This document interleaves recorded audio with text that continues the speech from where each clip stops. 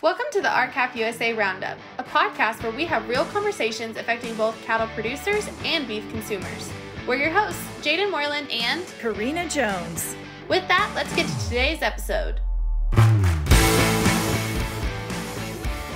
This episode is sponsored by Ag Risk Advisors. Headquartered in Greenwood Village, Colorado, Ag Risk Advisors serves livestock and farming interests across the country with sound risk management advice. For 15 years, Ag Risk Advisors has been providing ranchers and farmers with always reliable service and exclusive decision tools rolled together with practical, trustworthy advice. From the smallest farms to the largest spreads, Ag Risk Advisors has extensive experience working for producers like you. Learn how to better protect the legacy and livelihood your family works so hard to earn by giving Ag Risk Advisors a call today.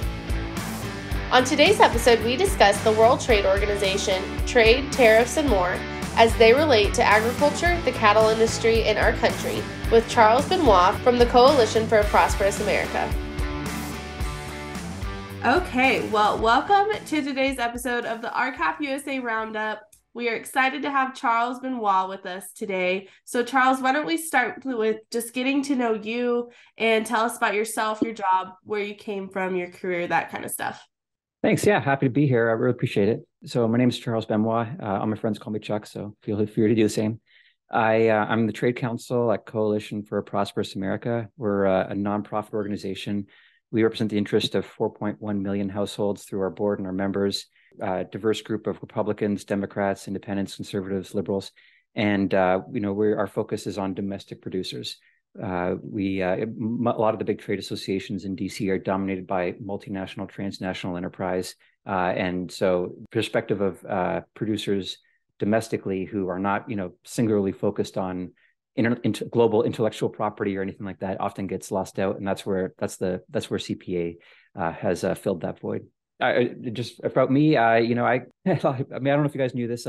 I'm a dual U.S. Canadian citizen, so I actually grew up in Ottawa, Canada. So kind of the antagonist on this issue, but don't worry, I'm fully on board with American ranchers here, and we can talk more about some of the ironies going on in the U.S.-Canada relationship. But so I grew up in Ottawa, and then I went to college there, Western Ontario, but then I worked overseas. My first job, I finished college in 2005. My first job was, in India of all places. Worked there. Worked in France for a year, just teaching English at a French high school. But then, went to law school in the States, and then I think that's where, international trade is kind of a smaller issue in American law schools. But the field is really practiced in two cities, DC and Geneva. And so I was in DC for law school and Georgetown. And being from Canada, international trade is a way bigger issue up there than it is down here. Like international trade is a big chunk of the Canadian economy. So trade disputes are like front page news, whereas here they're only mentioned in trade press. So I was kind of like, I think, predisposed. I'm like, oh, I'm at this like grade school in DC. And there's all these international trade classes. Almost all of the all my classmates, almost all of them were actually foreign lawyers from, a lot of them worked for their trade ministry, and they were coming over to do like a 1-year LLM. So I was one of the only like American JD students there. And so, yeah, I kind of started my career in international trade. I worked for, I was really lucky, graduating in 2010. I managed to start working for General Electric. And that was great. That was like, I say that, if you were like just joining the military, that was like being dumped right into the heart of Pentagon. Being in GE's trade office in DC, I got like total behind the scenes curtain, firsthand insight into like how trade is actually done. They were, that company was a big player in trade policy. So, doing a lot of things, but I started to see a lot of problems with rules-based trade. Like this is not working out for our country. Like this became very clear to me. I think I was always a bit like, a questioner. I never just accepted things at face value, but then when I really got to see how the sausage was made, I was like, wow, this thing is, got a lot of problems. And then, I ultimately, was thrilled. I was watching this little organization, Coalition for Prosperous America, had started up, and I think I was like maybe the 6th employee. We're about doubled now, and like they get it. And I was, thrilled to be able to like take my expertise and, align it with my principles and join CPA and help them. So that's kind of my story.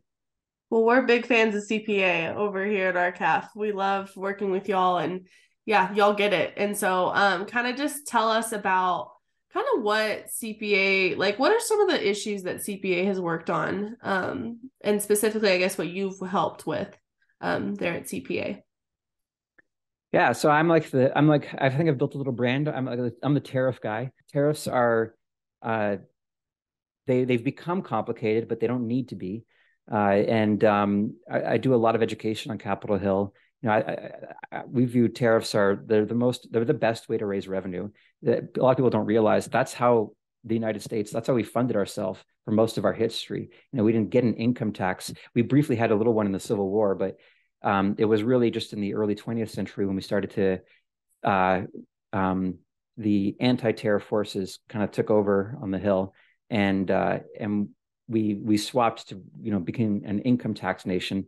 I don't think that's good. Income tax really complicates our life. It makes business and everything a lot harder. Tariffs are so elegant. From a compliance perspective, like income tax. I mean, we're in tax season now. It's a huge headache for everybody. For businesses, anyone operating a business knows that it's a huge headache. And it influences like every business decision you make. There's a gazillion credits and deductions you have to think about. And no, tariffs are elegant. They're just very neatly applied to merchandise at the point of entry.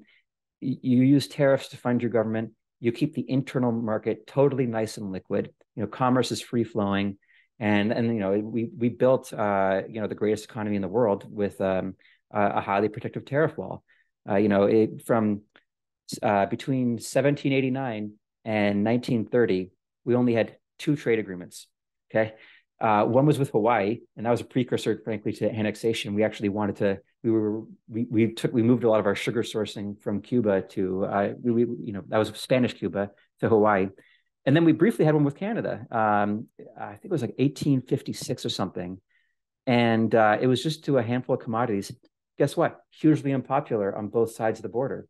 It was like, and we repealed it. It was unpopular in Canada too, but we were the ones that repealed it after we weren't too happy with the British after the Civil War. But I think it was like 1866, right after the Civil War, we repealed our free trade agreement with Canada, and both Canada and the U.S. went overdrive on embracing tariffs.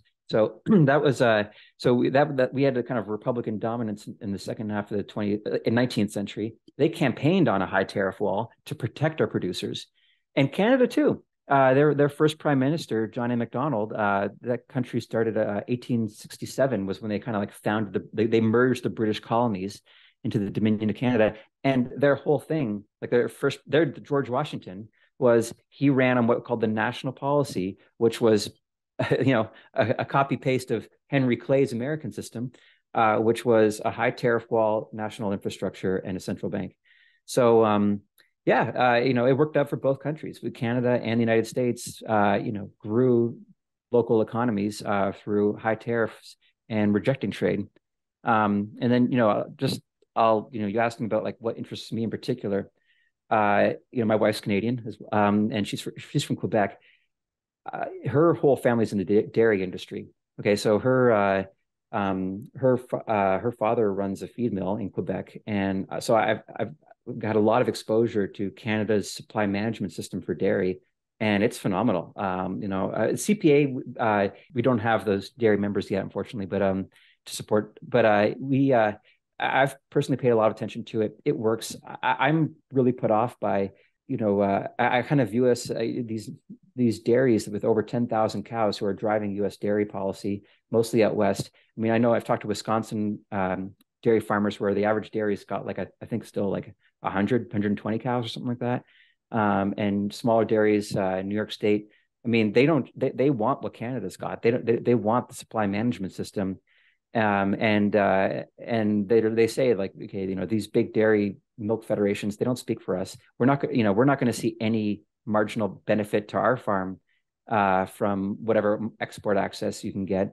But whatever the gains are, it's enough to fund a handful of lobbyists in a trade association. And so we just sort of unthinkingly pursue this. So while at the same time, Canada's pushing on us, pushing on our ranchers for that like little trivial extra market access, we're pushing them on dairy. And it's like, can't we all just get a, like, why don't we just both, instead of trying to beat up the other country for a little sliver, why don't we just get along? So that's kind of, I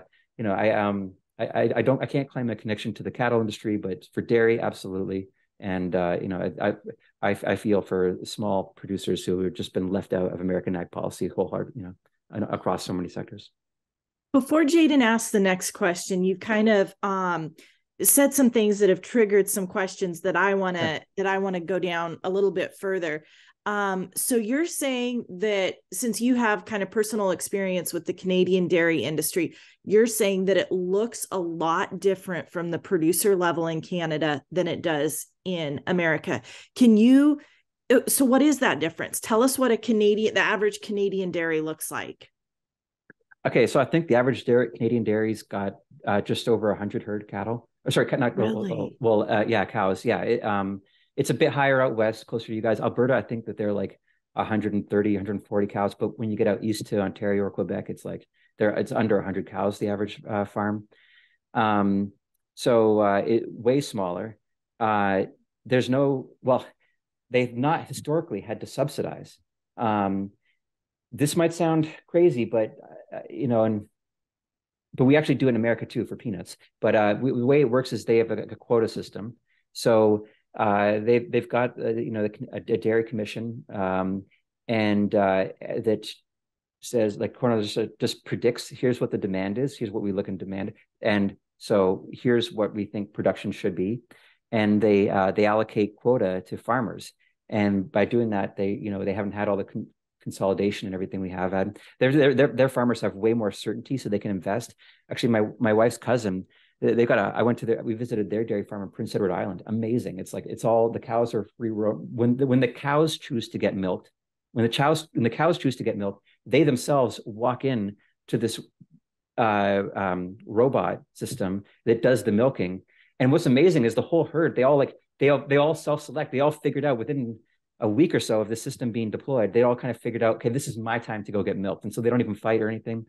It's just so refreshing. But and that's the kind of future I'd love to see for dairy. Those farmers love it.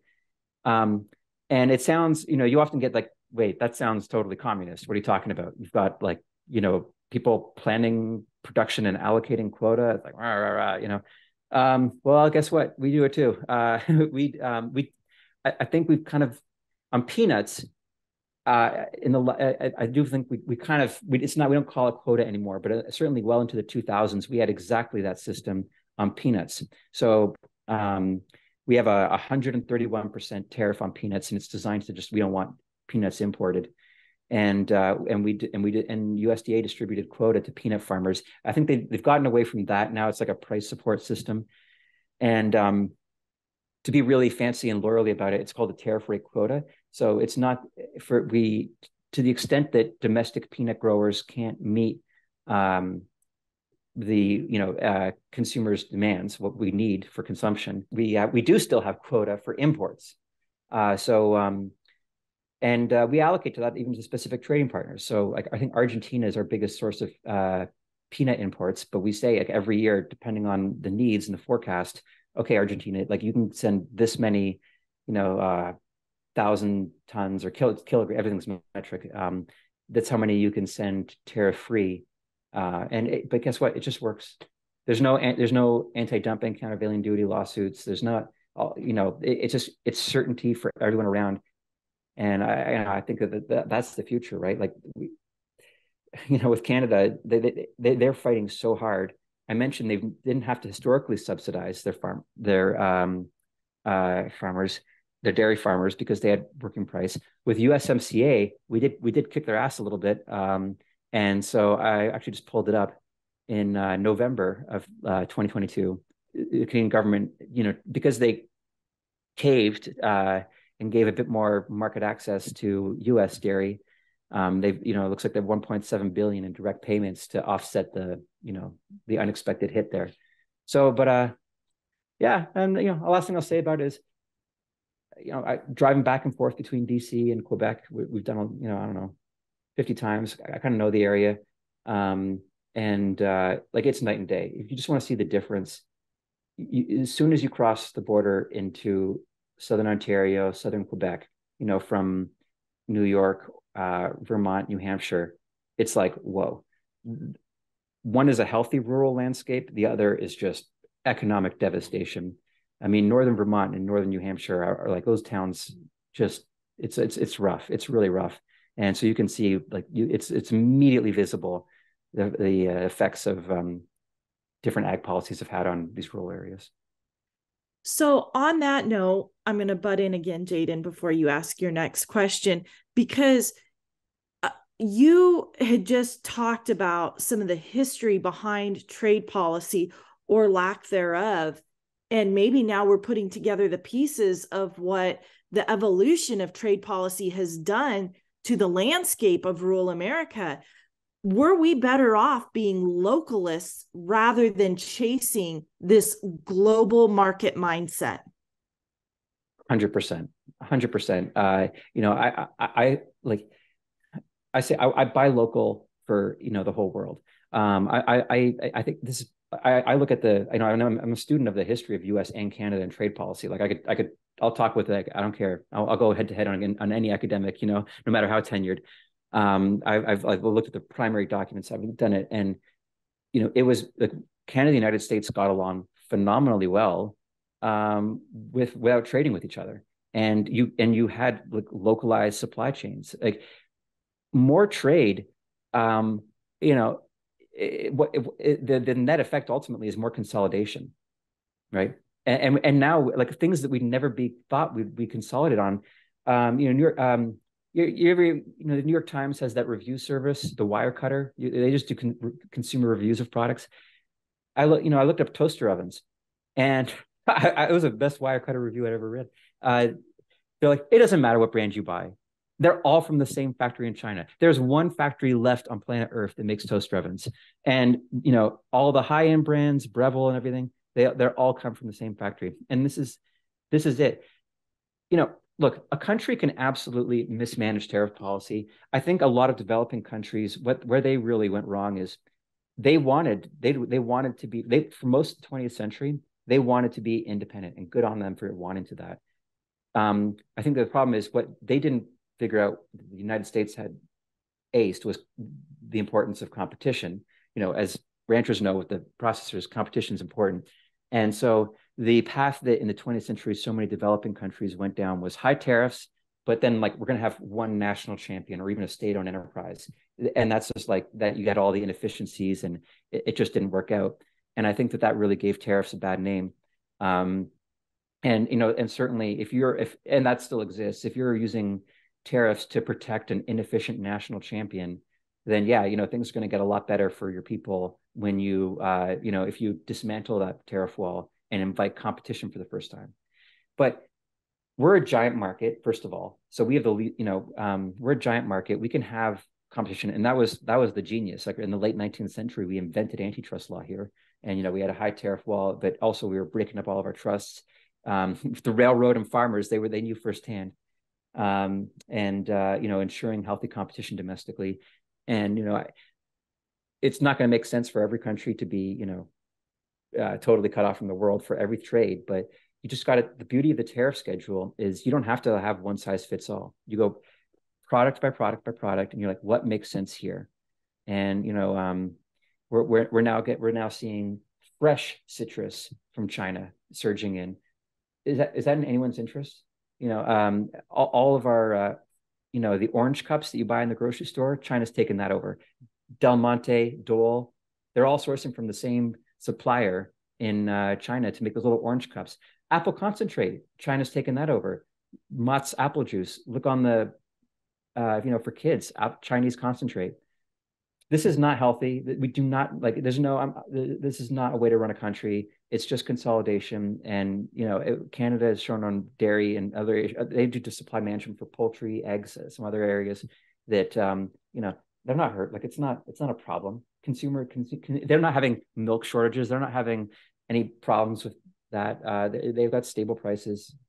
So yeah, sorry, that was a bit of a rant, but no, that's good. That is a perfect segue into our next question. Jaden, I'm just going to take this from here because I've got a thought. Because as you just referenced, the oranges, the apple concentrate all being taken over China, you said something key. It's right there on the bottle. It's right there on the fruit cups where it comes from, correct? Yeah.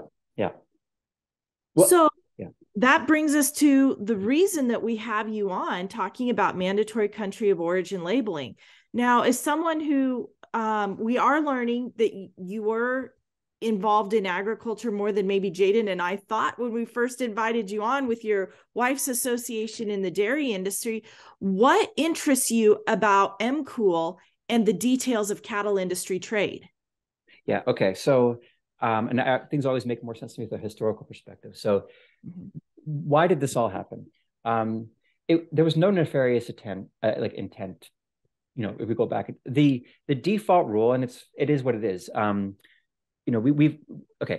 Sorry, let me go back even further.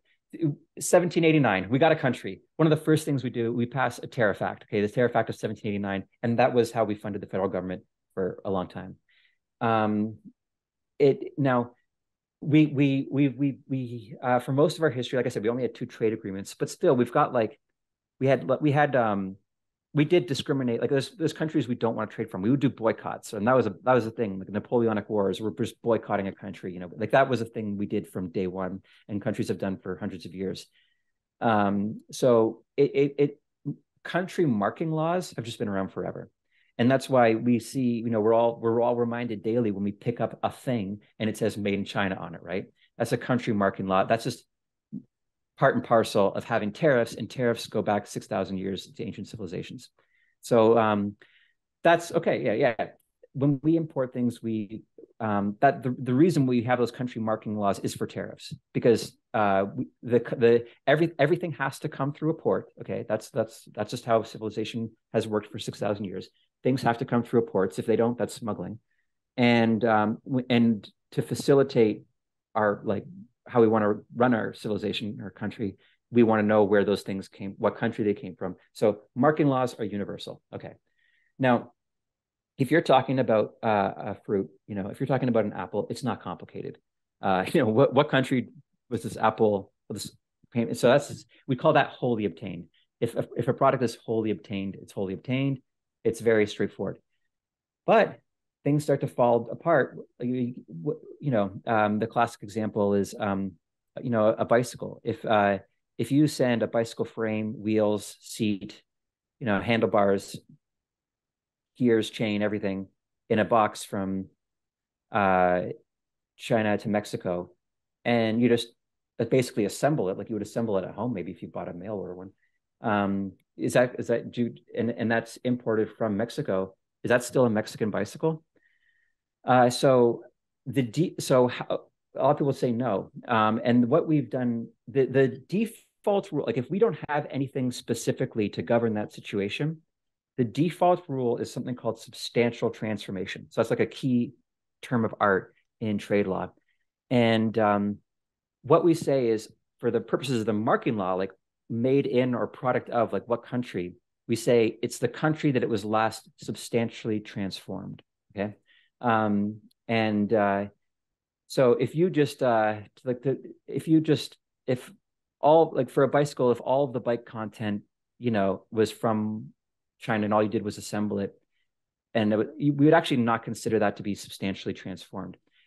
For everything you can imagine now, there's all this jurisprudence, thousands and thousands, I don't know, tens of thousands of, probably tens of thousands of that, maybe, of customs rulings, going back decades and decades, that for every specific product, they're like, okay, we consider that product to have been substantially transformed if X, Y, and Z happened in that specific manufacturing process. Okay, so we've got all of this jurisprudence for everything you can imagine, where we've made a judgment call and said, okay, this is considered to be substantially transformed. Now, let's bring this around to beef and meat. So the default rule was, for a long time, it was no malicious intent, but it was that if you're a slaughterhouse and you're importing beef from Mexico or Canada, that beef would have to be, the crate would be labeled product of Mexico. But then if you slaughter and process it here in America, you've substantially transformed it. And, that's not necessarily like, in terms of the strict, I want to emphasize that substantial transformation rule is like a rock bottom standard. We've gone and replaced it now. Like we for a number of products, we've been like, no, we expect more. So it is what it is. That it was deemed that if beef is slaughtered and turned into, pardon me if I get some language wrong, but like cuts, I'm thinking of it as just a consumer here. Once it's like you've substantially transformed it, and then it would be, no longer, you would no longer need to label it product of Mexico. So that's all happened. There's a little interesting segue. Well, why? So you might ask, well, is it then product of USA and everything? There's a whole, we're kind of unique, separate from everything. Remember, the point of markings law was to facilitate tariffs in international trade. Totally separate from that, the Federal Trade Commission in the United States has their own very strict made in the USA rule. So they're like so substantial transformation is generally kind of a weaker rule. The Federal Trade Commission, totally separate from imports, has their own made in the USA rule, which says that you can't call something made in the USA unless it's virtually 100% US content. And that's why we almost never see manufactured items labeled made in the USA. I'll give you an example.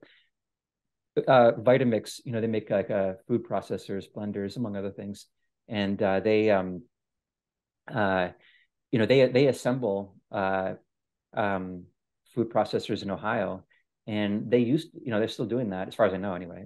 Maybe it's changed in the last few years, but they used to say, a long time ago, made in the USA, but eventually they started to they were missing imported parts, and so they started to use more imported content, and under a substantial transformation basis, they were 100% like that. Like if they exported that blender to Canada, under Canada's rules, it would be product of USA because they substantially transformed and made a blender in America.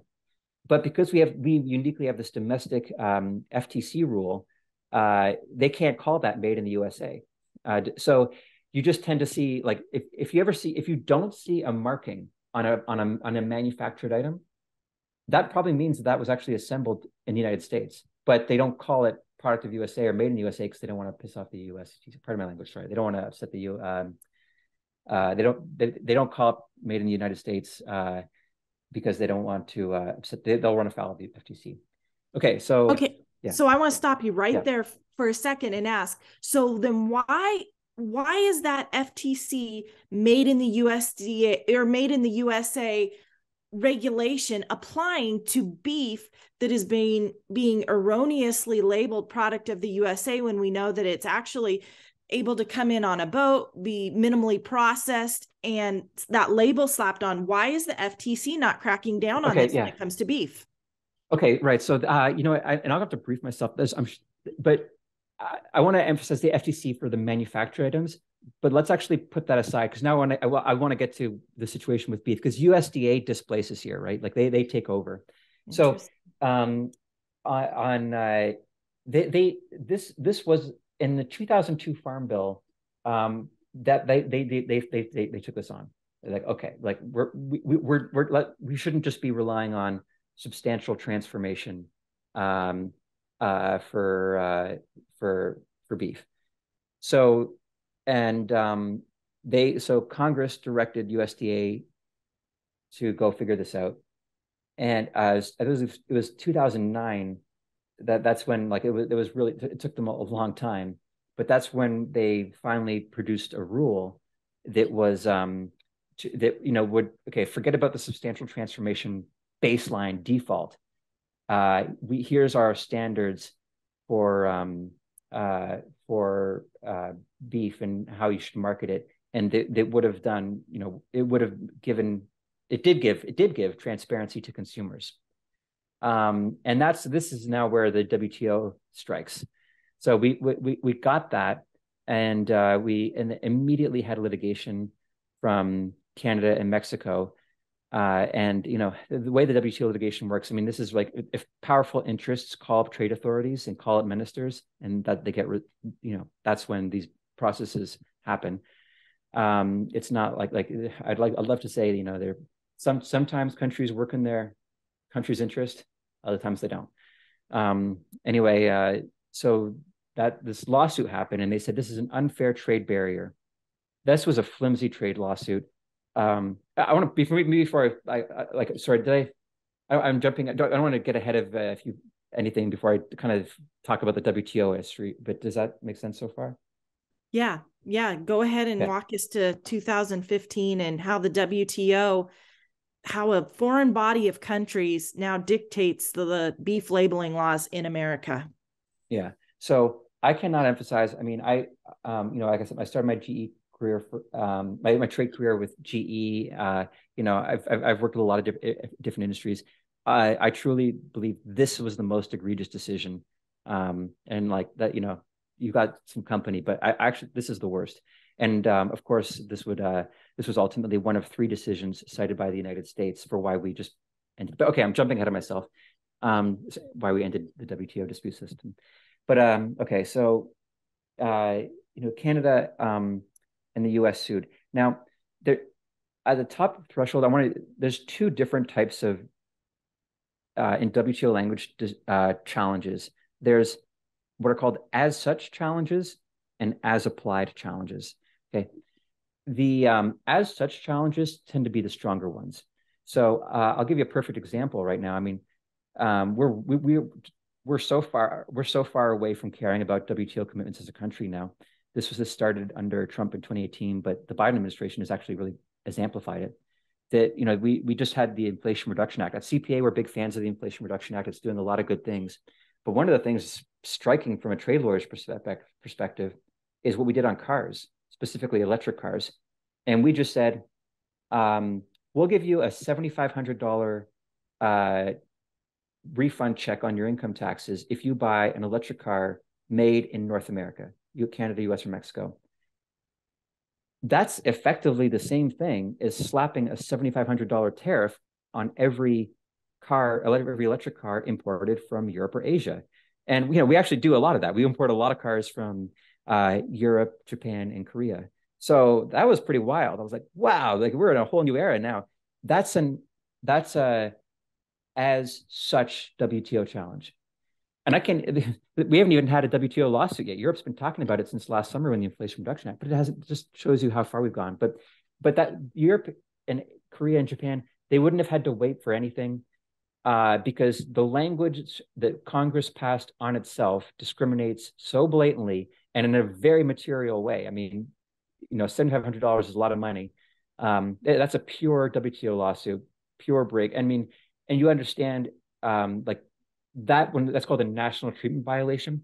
A national treatment violation is where you have like a discriminatory thing, right? So if we promise to Canada, okay, we're going to have a 0% tariff on Canadian whiskey, but then we turn around and pass a 10% sales tax on Canadian whiskey, that's functionally the exact same thing as a 10% tariff. So national treatment on that core way does go ahead with tariff commitments. So that's I guess I don't want to jump out too much, but that shows you how far we've gone. Now to bring it back to the WTO challenge, what USDA's regulation did nothing like the Inflation Reduction Act did. Okay, it did not do anything to say like we're going to tax this country, or you get an extra income tax credit for buying American beef. No, it didn't do anything like that. It was a very straightforward labeling law.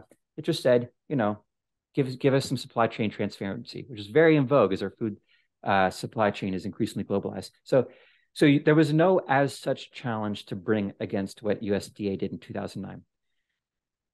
It was an as applied challenge. So they're not even arguing that like the rule. They can't even argue a case that the rule is discriminatory.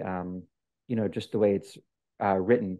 They had to argue, well, the way it's going to be applied is going to have a disproportionate effect on imported beef. Okay, so already you're on an infinitely weaker legal territory, and this is why it's like one of the reasons it's such a bad decision. You're on infinitely weaker legal territory when you're talking about an as-applied challenge. Then that was number one. Number two is why I put this in my all-time terrible WTO decisions is, and it's so unprincipled. Okay, it's so unprincipled. On the Inflation Reduction Act EV tax credits, that was another thing. Like we actually, countries don't do that. Like if you go to Europe, they don't apply lower or higher sales taxes depending on if you buy an American or European car. They don't actually do that. And we don't, right? Like, why doesn't Michigan have a higher sales tax on non-Michigan cars? It's because we've all kind of honored that, going back to our treaties of amity of commerce in 1789, the first one with France. So, but this beef one, we all do that. We do that all the time. We have heightened supply chain and disclosure requirements.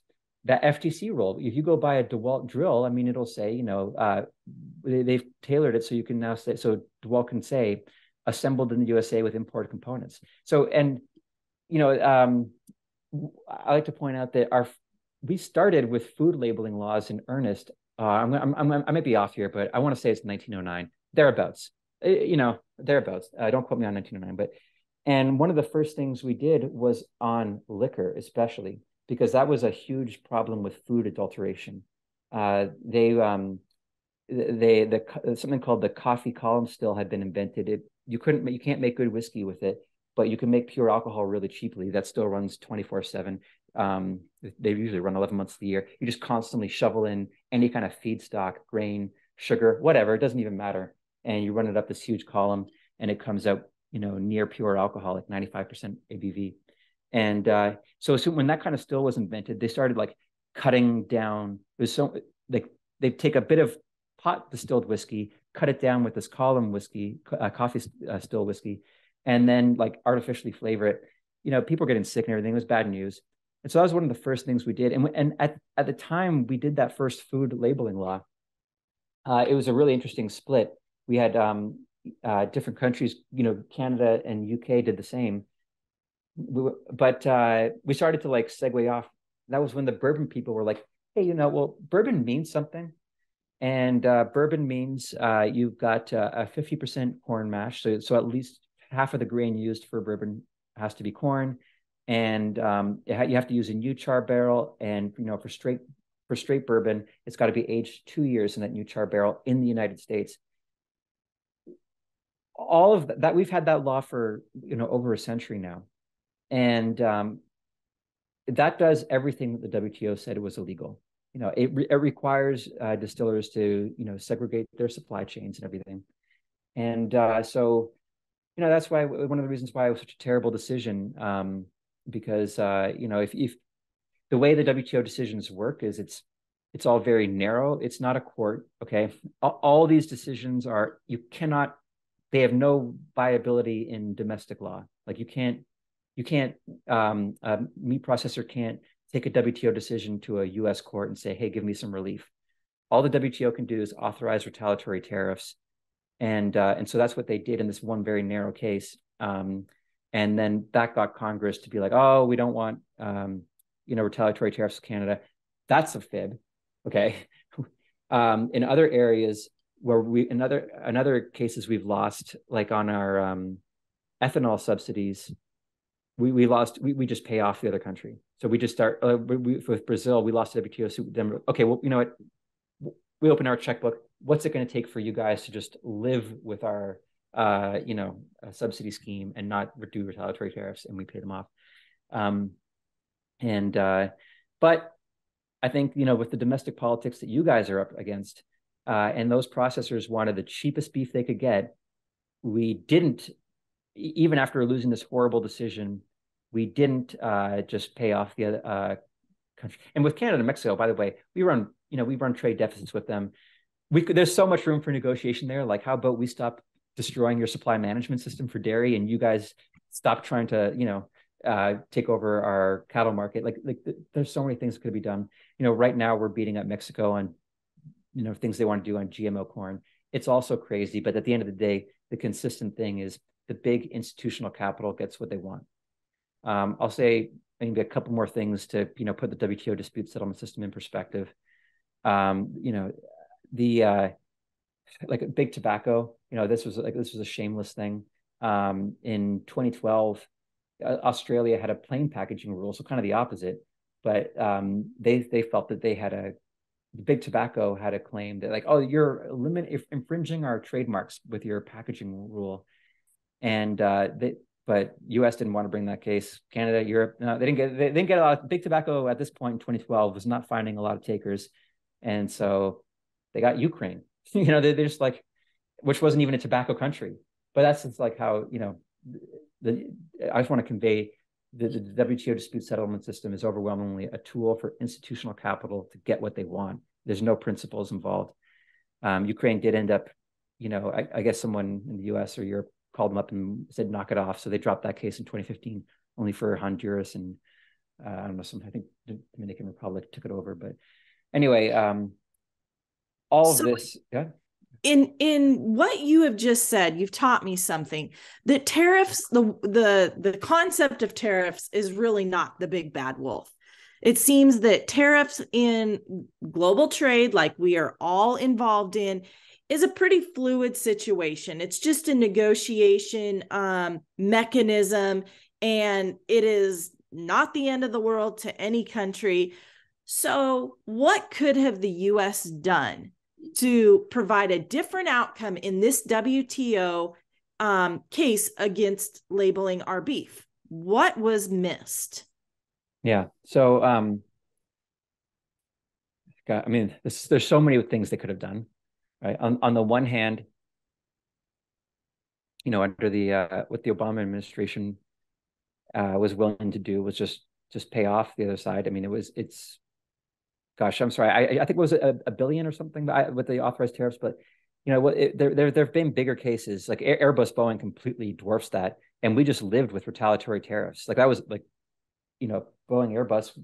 We both subsidize our Boeing and Airbus it's have this gamesmanship. A lot of lawyers make a lot of money, and we just live with retaliatory tariffs with Europe for a long time. So living with the retaliatory tariffs is one option. Just buying off is another, but in this case, we're past that stage. So the Trump administration, I'm a huge fan of Ambassador Lighthizer, who was Trump's USTR. They were the first. They signaled the new era to be like, look, we have the biggest trade deficit of any country in the world, and we're going to start to use that leverage. It's pretty like when you're the biggest importer, like you have all the leverage against the other countries. And so, when Trump did his 232 steel tariffs, he hit Canada and Mexico with those. Sorry, when I say 232, that's because Section 232 of the Trade Act of 1962. But we put tariffs on Canadian aluminum and steel and Mexican aluminum steel, and for a bunch of other countries, and we just cited national security, which is a WTO grounds. We ended up losing that suit just last year. But when Canada came with the retaliatory tariffs, Trump had a famous line. He's just like, "Oh, you want to make this a big fight? You want to hit us with tariffs?" And he had a famous line where he's like, "I just lift up a picture of a Chevy Malibu," because the Chevy Malibu was made in Oakville, Ontario, and he's like, "Look, you guys have a sweet thing going. You're like international trade is like a third of our GDP, whatever it's like the majority of yours. We have the trade deficit with you. So if you want to hit us with retaliatory tariffs because the WTO said so, X, Y, and Z, we'll just double it. We'll just hit you with more." Now, okay, so that's one approach. He got a lot of critics for that, take it or leave it, but say what you will, it ultimately changed the calibration. And I think in automotive, it was the right thing to do. The automotive industry, were themselves like outsourcing more and more, wanting to be reliant on imports from Mexico. They'd even begun importing cars from China the GM was importing the Buick Envision from China in 2015. They'd started. Ford was just about to get underway. And so they were fighting the Trump administration on tariffs. And like the Trump administration was like, look, we know where this is going. We know that this is where this is going is, you're claiming that tariffs hurt everything. No, if we don't do tariffs, you're gonna be content to be a brand. You're gonna let Chinese automakers, state-owned automakers, by the way, with GM, their joint venture partners, SAIC, they're going to do all the work of making it and sending it over here. And you're just going to be like a royalty company, like Nike, slapping your brand on it. And that's your vision of the future. We're not on board for it. So credit to them. They got so much flack for that approach, but they resolved it, and then at the end, when Mexico and Canada recalibrated, like, okay, this is a new world. And they negotiated a settlement that basically said on steel, aluminum, okay, like this is how much we're going to send to you. Like, we're not going to try to keep on pushing and pushing more of our exports so that you have to close more smelters. We're not going to do that. And they're called voluntary restraint agreements. But in 2019, we negotiated voluntary restraint agreements with Canada and Mexico. We've done the same with Korea. And we also like increased our rule of origin standard. We went beyond the substantial transformation. We got this new like melted and poured standard to try to cut out the Chinese content. So we did all these positive things, and it came with the last administration being willing to use the tariffs. But guess what? This is now the Biden administration has doubled down on this. We didn't know. No, like Ambassador Tai was, we're like, okay, that's the best pick. And we're thrilled that Ambassador Tai, she's the Biden administration's trade representative, and the Biden administration have doubled down on that. So those 232 tariffs, I mentioned we'd negotiated a settlement that didn't involve us paying off Canada and Mexico. But there were other countries we hadn't, like Norway was one, for example, and some others. So Norway kept that WTO lawsuit going and won it last year. And the US, the WTO said, sorry, USA, your national security explanation is not satisfactory. We don't buy it. What did the Biden administration do? Told them to go pound sand. Like we're, and exact same thing as the Trump administration. You want to do retaliatory tariffs, we're just going to hit you with double or more. So look, you recognize that you've got you've got the trade surplus, and you shouldn't be complaining when we try to defend a domestic producer, because right now you've got the much better end of the deal. So kudos to the Biden administration. The Trump administration had done that, had only told the WTO to pound sand once, and that was on our China tariffs when we lost that case under that administration. But now the Biden administration is doing it more and more. So we lost the 232 tariff case. We lost another case about recognizing Hong Kong as a separate entity from China. Biden administration just says we don't care. And now we just lost a USMCA case on automotive about the rule of origin, because that's another area where we don't accept substantial transformation anymore. So we already did under NAFTA had a heightened rule of origin standard for automotive. With USMCA, we took it way higher, and we say all these different parts of the car have to be made in the US. We lost a case on like a narrower aspect of that.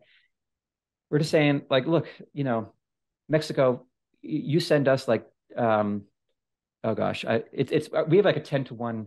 I know a 10-to-1 trade deficit with Korea. Mexico, basically, they send us a lot more cars than we send them, and so we just said the same thing. Like, look, you've got the better end of the stick. You got to accept it. You got to accept our interpretation. And look, I've said all that. So my hope is like this president and last president have been there. We have a lot more work to do in congressional leadership. I'm interested to see, we've got a new House Ways and Means chairman. That's the committee in the House that kind of manages trade and tariffs and whatnot. Senate Finance, I think we've got, we'll see. It's the same olds, and these are very, they've not had the evolution that the last two presidents have had, but we're getting there. And at the end of the day, I don't see why that, or you just would go ahead and introduce that same 2009 rule. It's not getting struck down today. There's not going to be another WTO challenge. Europe's not even willing to challenge at the WTO this $7,500 tax on every car.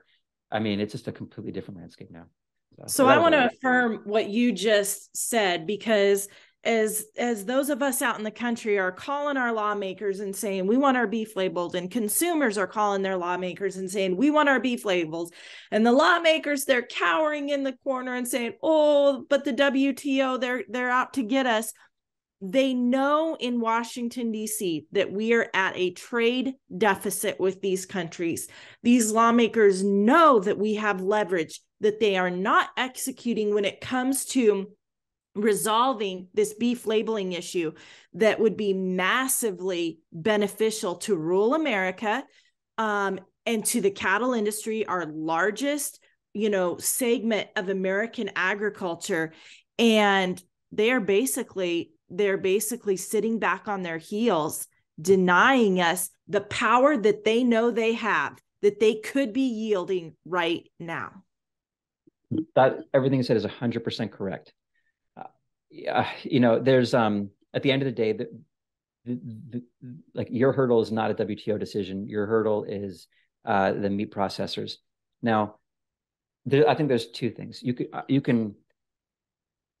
I'm a trade lawyer. I'm not like a lobbying specialist. I do work very closely with our government advocacy folks, but there's one thing you can say, look, there's all these other industries that we recognize that we're a huge net importer, and we've just said, look, this is how it's going to be to the other countries. So steel, aluminum, and now with automotive, solar panels, all this clean energy stuff, the Democrats are doing it, Inflation Reduction Act. You're basically saying our industry is less important than theirs, right? We're willing to, you don't seem too worried about this discrimination, but you're worried about it for us. Come on. Now, that's an argument. I think that there's a lot of people on the Hill that that's going to be a very effective thing, and they're going to have a very hard answer for that. If you've got a Democratic member and they're not working actively to repeal the Inflation Reduction Act domestic content bonuses, you can say, why aren't you upset about that WTO violation? Now, the flip side is, though, you are going to find some members, I think, that I see it too, that are very mindful of they don't want to upset other countries. You say another approach is, look, peanuts have a tariff rate quota. Why are ranchers, why are we just thrown? There's a 0% tariff on beef, by the way. So, that product just comes in free. Peanuts gets 131% tariff, and they control the percentage of imports in a sustainable manner. We're not overproducing here. We're not overproducing. See, this is good for the environment. Why are peanuts more deserving of a sustainable system, but we're just thrown into a race to the bottom with it's unhealthy for everybody. And it's just going to lead to more and more consolidation across the continent, like we've seen. So it's just everyone's lose. So I think there's two attacks. You can say one is this, in all these other areas, we've blown off the WTO. Why are we less worthy than them? Or the other is if you say, why are we less worthy than peanuts? Why are we less worthy than cotton or corn growers for ethanol, who have gotten all these other arrangements? And what I would like to see is, I'd like to see that 2009 regulation brought back right away. And then, you can take a strong arm approach like the Trump administration did, or the Biden is, in a number of products. But I think on agriculture in particular, because we're the bad guy in other areas, we can just hammer this out. If you've got a really, we say look, we'll stop beating you up on dairy. Don't beat us up on cattle, that kind of thing. So there's a lot of ways to go for it. But just bring back that regulation right now, because the climate's completely changed, and I guarantee you there will not be another WTO dispute process on that.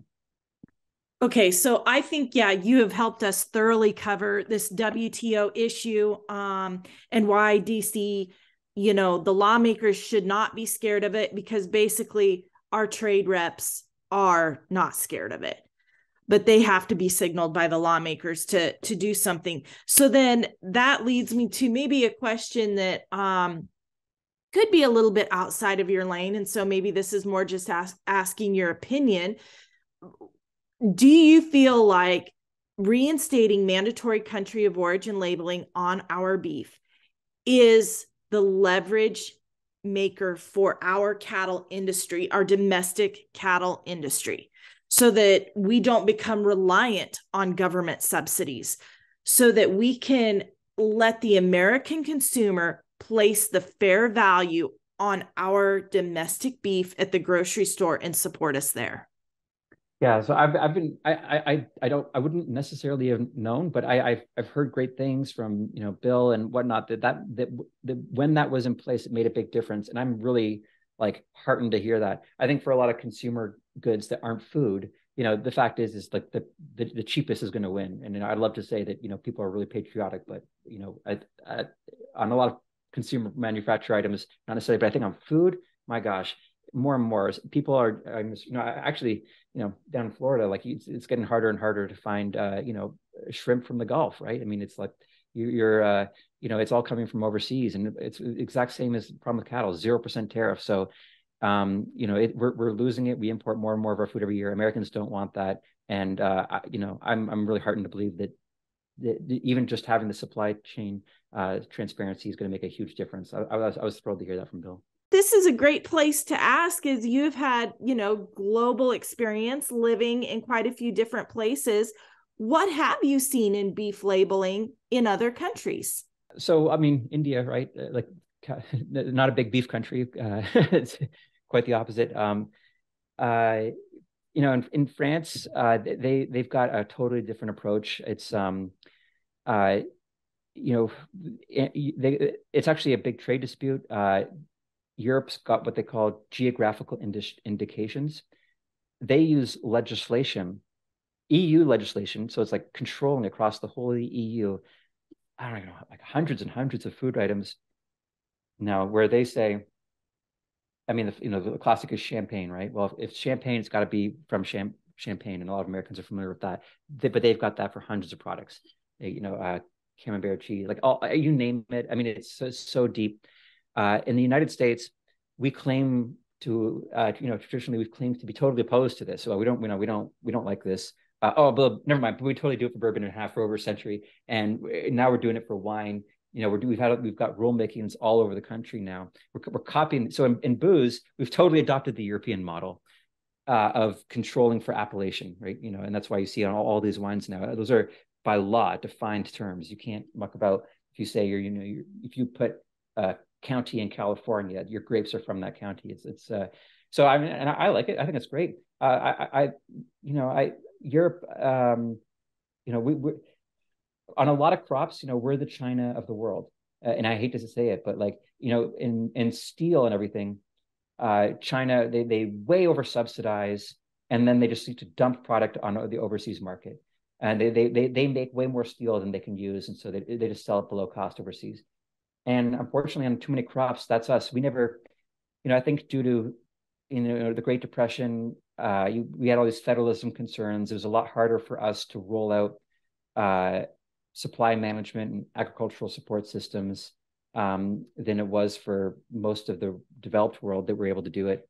And so we've kind of been an outlier. And our solution is to just throw more and more money at a problem, which leads to overproduction, which leads to consolidation, and which leads to like dumping on overseas. So yeah, Europe, I'm actually a big fan of their geographical indication system. I call us out when we claim to be opposed, but we use it for, wine and spirits big time. So what about Canada? You're a Canadian guy. What do you see in that beef market? What do you see in the beef aisle when you go to a Canadian grocery store? So I was just in Quebec over the holidays, visiting the in-laws, and this is something I'd never seen before in Canada. And I saw billboards for Quebec beef, and at the grocery store. And like, I'd never seen that. It's huge. Like McDonald's, all of them, McDonald's, I think it really started after Mad Cow. They make a big deal. Like, we use Canadian beef. So McDonald's, and like, it's always been, I've always seen that Canadian beef, like that's marketed everywhere. It's a big deal. And Canadians are very patriotic too. Ketchup, there's a whole big thing, but when Heinz used to make all the ketchup in Canada for, in Windsor, Ontario, and when they shut down the ketchup factory, Canadians lost their mind. and French's, like French's mustard. They had like no role in ketchup. They saw an opportunity, swept in there, took over the Canadian ketchup market by making a ketchup that's plain. It's all like right there on the label, made in Canada ketchup. So Canadians are very hyper conscious. They want made in Canada food. They're all about it. Oh, and then to get back to Quebec, I'd never seen this before. Quebec beef, like they're like, and I don't like. I'm like, there's ranchers in Quebec. I didn't even know that. I always kind of thought all Canadian beef was from out west, but yeah. So yes, they are hyper nationalistic when it comes to food, and good on them for it. And now even Quebec beef, I did not realize that was a thing. That must be nice that they get to do that for their beef. Right. Yeah, exactly. Yeah. I don't know if we would know what to do with ourselves. Yeah. Yeah. So that leads us into our final question that we always end the podcast with. What is your favorite cut of beef and how do you like it prepared? Okay, I think I want to become more of a connoisseur. New York strip is what I always just ask for. My wife is filet mignon, so that's usually how we split it up at home. And it's funny, both my parents are like, blood red rare. I'm still like I always say medium. But I will say, like, our beef intake has gone up substantially. Just in the last couple of years, I'm one of the many Americans that kind of discovered like low carb lifestyle. And I actually I lost 30 pounds in about a month when someone was just like, hey, you should just try this. And I'd eaten cereal my whole life. Every morning. Anyway, I went low carb and I always thought like, oh, is steak, like, oh, that's kind of like bad for my heart or something. Like I didn't know. I switched it up. Now we're having steak every week, loaded up with butter, salt, and pepper. And I've never felt healthier. Yeah, proud to say my beef intake has gone up 10 times at least. Okay, anything else you want to add before we jump off?